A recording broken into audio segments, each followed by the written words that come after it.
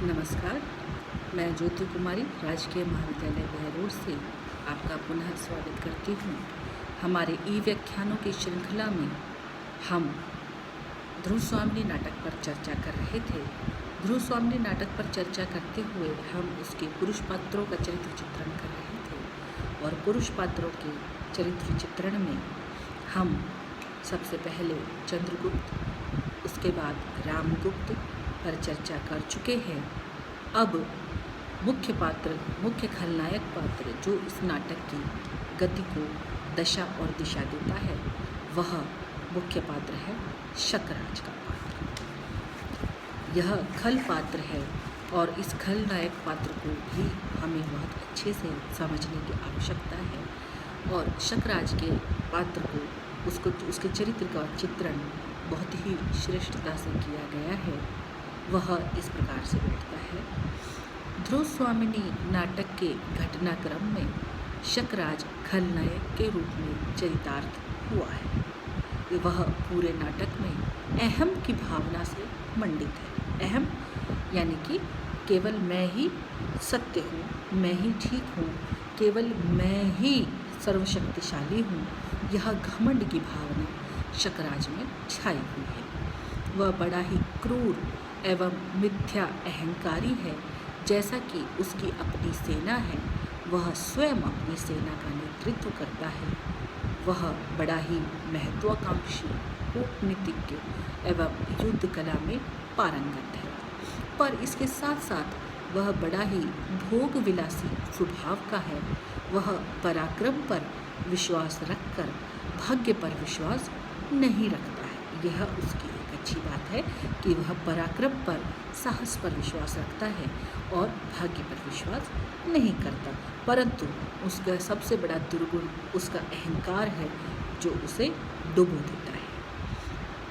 वह अपने शत्रुओं से दुर्व्यवहार करने का समर्थक है। वह हमेशा दुर्नीति को अपनाकर अपना उल्लू सीधा करना चाहता है। यानी कि साहस है, बुद्धि है, शौर्य है, परंतु अहंकार है, दुर्नीति है।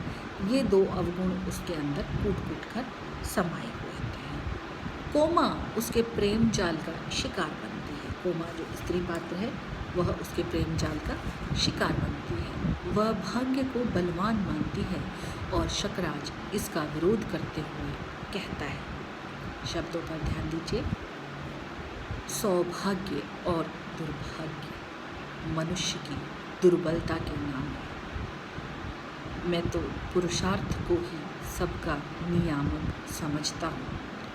पुरुषार्थ ही सौभाग्य को खींच लाता है।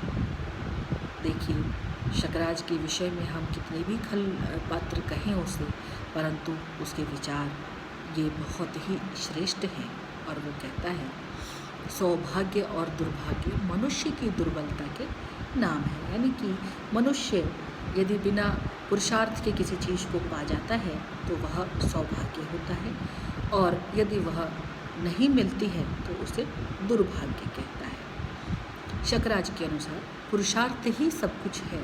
वह पुरुषार्थ है तो खुशियाँ, सौभाग्य स्वतः ही चली आती है। इतने अच्छे गुण के बावजूद उसमें ईर्ष्या, शंका और हिंसा विद्यमान है। वह सदैव प्रतिशोध की भावना से लिप्त रहता है। वह ध्रुव स्वामिनी को उपहार में लेकर रामगुप्त से संधि करना चाहता है। कोमा द्वारा उसको समर्थन नहीं मिलता है। शकराज रामगुप्त का पर्याय बना हुआ है।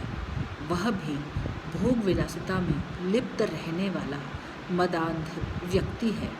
वह सुरा और सुंदरी का सहचर बना हुआ रहता है। उसके सामंत उसकी विलासिता संबंधी गतिविधियों से पूर्णतः अवगत रहते हैं। शकराज अपनी भावी पत्नी कोमा की उपेक्षा करता है और ध्रुव स्वामिनी की प्रतीक्षा में आंखें बिछाए बैठा रहता है।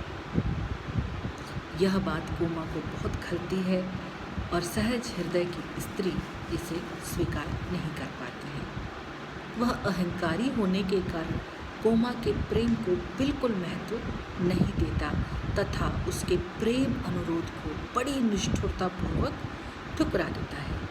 वह अपने धर्मगुप्त आचार्य मिहिर देव के नीतिपूर्ण निर्देशों पर कान नहीं धरता है और प्रत्युत्तर में कठोर वचन बोलता रहता है। शकराज के विलासी और दुराचारी हृदय की स्थिति उस समय स्पष्ट हो जाती है जब वह ध्रुव स्वामिनी के साथ चंद्रगुप्त को एक सुंदर सजी धजी नारी के वेशभूषा में नारी मानकर अंगीकार करने पर तुल जाता है।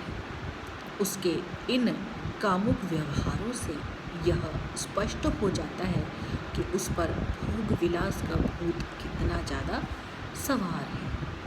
कहने का मतलब है कि इतना पुरुषार्थ, इतनी बुद्धि होने के बावजूद, कोमा जैसी समर्पित स्त्री होने के बावजूद, मिहिर देव जैसे गुरु होने के बावजूद भी वह अति भोग विलास में लिप्त रहता है और यह भोग विलास ही अंत में उसकी मृत्यु का कारण प्रतीत होते हैं, बनते हैं। उसमें अहंकार है, उसमें ईर्ष्या है, उसमें हिंसा है। वह हमेशा अपनी झूठी पुरुषार्थ की डींग हाँकता है। वह आंतरिक भाव से बिल्कुल कमज़ोर व डरपोक सिद्ध होता है। वह धूमकेतु के दर्शन मात्र से भयभीत होकर कुछ करने के लायक ही नहीं रह जाता है। यानी कि आप देखिए कि वह भी, उसके मूल में भी भय समाया हुआ है। शकराज एक असफल प्रेमी के रूप में चरितार्थ हुआ है। इतना ही नहीं, वह दूषित मनोवृत्ति का शिकार है। वह केवल तुच्छ स्वभाव का व्यक्ति है। अहंकारी होने के कारण ही अंत में उसका सर्वनाश हो जाता है। विद्यार्थियों, आपको यहाँ ध्यान देने की आवश्यकता है कि शकराज जो इतना बड़ा साम्राज्य का स्वामी है, वह भी भोग विलास में डूबा हुआ है। उसके खुद के दुर्गुण उसकी मृत्यु का कारण बनते हैं। चंद्रगुप्त के रूप सौंदर्य को देखकर, नारी वेशभूषा में देखकर वह उस पर मोहित हो जाता है और वह मोह, वह भोग विलास ही, वह मदान्धता ही उसकी मृत्यु का अंततः कारण बन जाती है। तो शकराज का चरित्र हमें यह सिखाता है कि यदि गुण है तो हमें अपने गुणों से अपने भीतर के दुर्गुणों को दूर करने की कोशिश करनी चाहिए और भोग विलास, हिंसा, अहंकार आदि दुर्गुणों को छोड़ देना चाहिए, क्योंकि ये अंदर के शत्रु हमें ज़्यादा मारते हैं बजाय कि बाहर के शत्रु। आज के व्याख्यान के लिए इतना ही। अगले ई व्याख्यान में हम आगे और चर्चा करेंगे, चरित्र चित्रण करेंगे ध्रुव स्वामिनी के पात्रों का।